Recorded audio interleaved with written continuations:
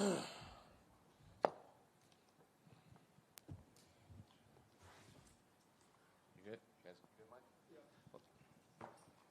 Tie down here, other side. Obviously, it's been a little bit since we saw you fight here in Australia. Your last fight was back in the tiny octagon of the Apex. So how good does it feel to be fighting, back in Australia again? Yeah, good to fight back home. Good to be home. So I'm pumped.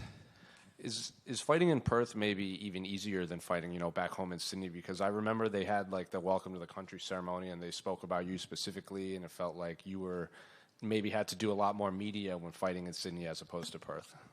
No, it's all the same. I still feel like I'm doing a bit of media, but it's home, so I suppose it goes with it. You got matched up with Jairzinho, and he said he wouldn't use the term happy, but he said it was nice having to prepare for an opponent that he didn't think was going to be shooting on his legs or grappling or anything. So when they matched you up with Jairzinho, were you looking forward to just getting in there, getting in a fist fight? Yeah, definitely. It's I suppose it's a good fight for both of us. I've been watching him for a while now, so it's they're usually the fights I like to take and challenge myself. So I'm looking forward to it. I saw on your social media you used the phrase like my head ain't been too good the last couple of years. I guess as much as you can talk about it, like what was exactly going on in your life that maybe you cleared up? We're normal people, we got shit goes on, and we deal with it certain ways. I feel like my head's been other places other than fighting, so. And it's been showing in my performances. So. But that's how life goes, and we roll on and we roll through. So I feel like I've gotten over that and ready to roll. We saw a video of you sparring with Alex Pereira, and even Jairzinho said you can learn something from anyone, especially Alex. So what was it like sparring in there with him? Yeah, it was kind of my first training session back, and I got the shit punched out of me. So I think I left a few days after that to Dubai, and I was like, yeah, fuck, I better go train. We've spoken to a few guys that have sparred with him, and when you use big gloves, it's one thing, but they say like, well, if we had MMA gloves, this would feel a lot different getting punched by him. So what was it like feeling him touch you? His power was, I fight in heavyweight, so we can take a punch or two, but it was more I hadn't been training. I went in and I was fucking running out of breath and getting the shit punched out of me. So. But that's the sport we do, and it was all fun and games. We also saw you're going to do the Amazing Race. How did that come about? Yeah, the Amazing Race. They just kind of popped up, and I thought it's a bit out of my thing, but it was a great experience that I'll get to do with my brother, and people from where I'm from usually wouldn't get to experience things like that, so it was a great opportunity, and we took it and ran with it. And just two quick ones for me, unrelated to your fight. I don't know if you saw, but in November, they're going to implement some of the rule changes that will allow 12 to 6 elbows, and it's redefined the grounded opponent rule. You can no longer play the game with just a hand on the ground. So I'm curious, did you hear about these rules, and do you think it's been a long time coming? I don't even think I know the actual rules, so... you can kick him in the face? So you can't soccer kick him, but you need, some fighters will put their hands on the ground to avoid getting elbowed or kneed or anything, and now they need another part. You can't just prop your hand up and be considered grounded. If my hand's on the ground, I'm probably tapping out, so it's probably not for me. Sure. And I think I know your answer, but how do you see the main event playing out between Israel and Dricus? I think it's going to be a great fight, but I have to back my boy Izzy. I got a bet with Dricus on the rugby union, so hopefully he'll win that too. He's getting a couple rugby, some of the Springboks guys walking him out to his fight. Not if they get smashed on Saturday.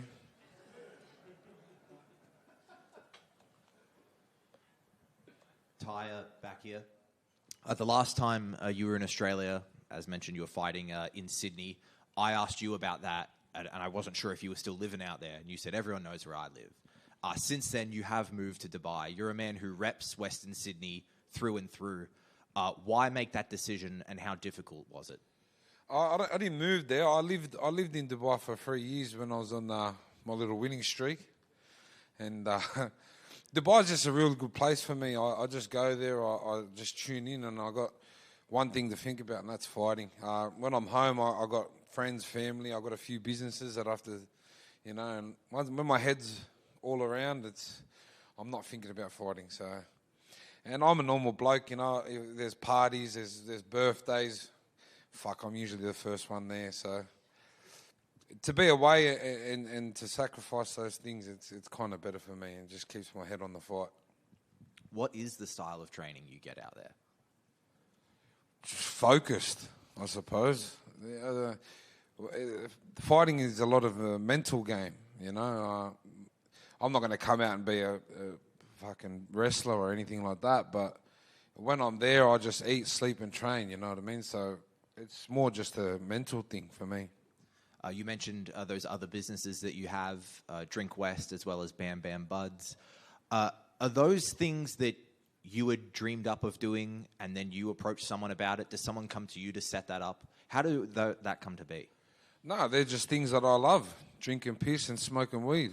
So it kind of goes with, and I suppose that's what I love to fight, so that's how I make my money. And I believe that in life you should do things that you love. Awesome, thank you very much. Thank you. Tai, down here to your left. You mentioned, the little winning streak that you're on, obviously a 5-fight KO streak, and haven't been able to recapture that in the past few fights.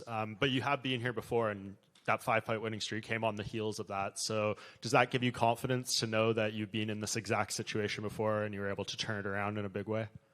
Oh, definitely there's some pressure, but I've been here before. I'm from Western Sydney. We're on the losing end of the spectrum, but we overcome, and that's what adversity is about. And we come out winners. So, I'm ready to come back now. Fucking losing shit. Tai, again, it was 2018 UFC 221, I believe it was, that you had a good win over here. You were probably robbed of a performance of the night bonus that night. Are you keen to get that back on this Sunday? Oh, extra money I'll never say no to, so I'm keen for actually, at the moment, I think that's one thing we've been working on is just staying, focused and winning, not having to go out there and trying to take someone's head off. But I kind of get to the mix a bit. And last year you were a guest fighter here for UFC 284. You did the shoey in front of the crowd. The crowd loved you. Obviously, you must be keen to get in there, get the job done, and get that shoey going after winning another fight. Definitely, it's been a while since drinks, so I'm keen to get a good win and get on it. We caught up at Welcome to Country this week. It was a fantastic ceremony. You also caught up with another talent in the boxing world who's been described as a generational talent in Alex Winwood. He's got a world title fight coming up on September 7. If he wins that fight, he will break the Australian record and get to a world title fight, 2 fights faster than Jeff Fennick did. So you've obviously had a quick chat to him, but what advice would you give someone like that who's heading into his first world title fight? No, Alex is a great fighter, and he can put them together really good, and I think he's on the right way. So shout out to my boy Alex. All the best for the weekend, Tai. Cheers, bro. Tai. I know you and yourself and Tyson Pedro mentioned last time in Sydney that you don't really like being called role models for people in Western Sydney. But do you kind of acknowledge that younger generations look up to you and that there's been a massive surge in the popularity of MMA in general in Western Sydney since you have emerged?